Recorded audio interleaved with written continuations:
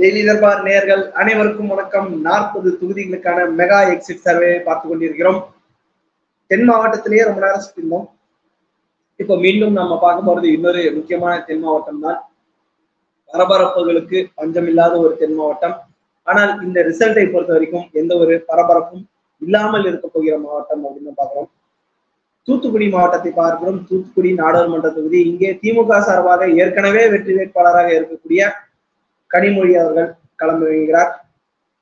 அதிமுக சார்பாக சிவசாமி வேலுமணி அவர்கள் களமிறங்குகிறார்கள்.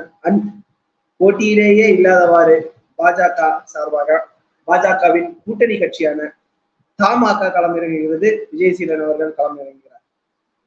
நேயர்களே, சென்ற முறை தூத்துக்குடி தொகுதியில் போட்டி மிக மிக மிக உக்கிரமாக இருந்தது.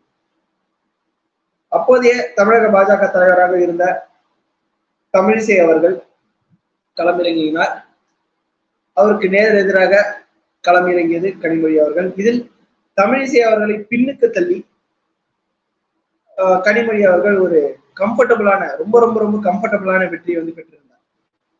ஆனால் இம்முறை பாஜக இங்கு களமிறங்காமல் போனது கனிமொழி அவர்களுக்கு மேலும் மேலும் சாதகமாகிவிட்டது. சென்ற முறை ஒரு யூனிக்கான விஷயத்தை பார்த்தோம். தூத்துக்குடி துப்பாக்கி சூடு அப்படின்றது எல்லாருக்கும் நினைவிருக்கும்.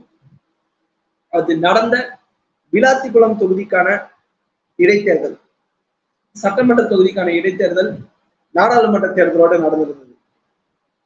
நாடாளுமன்ற தேர்தலில் கனிமொழி அவர்கள் மிகப்பெரிய வெற்றி பெற்றாலும் அதே நாள் சட்டமன்ற தேர்தலுக்கு ஓட்டிங் நடந்துச்சு. அந்த விளாத்திக்குளம் தொகுதியில அதிமுக வென்றிருந்தது. அதாவது ஒரே பூத்துக்குள்ள போற மக்கள் 2 பெட்டியை பாக்குறாங்க. ஒன்னு சட்டமன்ற தேர்தல் என்பதை புரிந்து கொள்கிறார்கள், இன்னொன்று பாராளுமன்ற தேர்தல் என்பதை புரிந்து கொள்கிறார்கள். ஒரு பெட்டியில் அதிமுக சிம்பலுக்கு வாக்களிக்கணும்னு டிசைட் பண்ணி வாக்களிச்சிருக்காங்க, இன்னொரு பெட்டியில திமுக வாக்களிச்சிருக்காங்க. தூத்துக்குடி மக்கள் ரொம்பவே விவரமான ஒரு ரொம்ப சாமர்த்தியமான முடிவை அந்த டைம் எடுத்தாங்க அப்படின்னு வாங்கிட்டு. ஆனா இந்த முறை தூத்துக்குடி மக்களுக்கு அப்படி ஒரு தர்ம சங்கட நிலை ஏற்பட காரணமே இல்லாம போய்விட்டது. பாஜகவோ அதிமுகவோ அங்க ஒரு ஸ்ட்ராங்கான வேட்பாளர்களை போடவில்லை அப்படிங்கிறது. ஸோ நம்ம எப்படி ஸ்ரீபெரும்புத்தூர்ல டிஆர் பாலு அவர்கள் ரொம்ப ரொம்ப ரொம்ப கம்ஃபர்டா ஜெயிக்க போறாருன்னு சொல்லியிருந்தோமோ, அவர் ஒரு லக்கி வேட்பாளர் அப்படின்னு சொல்லியிருந்தோமோ, அந்த மாதிரி அவரை விட ரொம்ப ரொம்ப கம்ஃபர்டபுளாக மிகப்பெரிய ஒரு பிரம்மாண்ட வெற்றியாக கனிமொழி அவர்கள் தூத்துக்குடியில் பிறப்புகிறார். இதுதான் தூத்துக்குடி தொகுதியை பொறுத்த வரைக்கும் இதுதான் கண்டிஷன். கனிமொழி கருணாநிதி அவர்கள் மீண்டும் ஒரு பிரம்மாண்ட வெற்றியை பெற்று நாடாளுமன்றத்திற்குள் வெற்றி வேட்பாளராக நுழையப்படுகிறார். இதுதான் தூத்துக்குடியின் நிலைமை.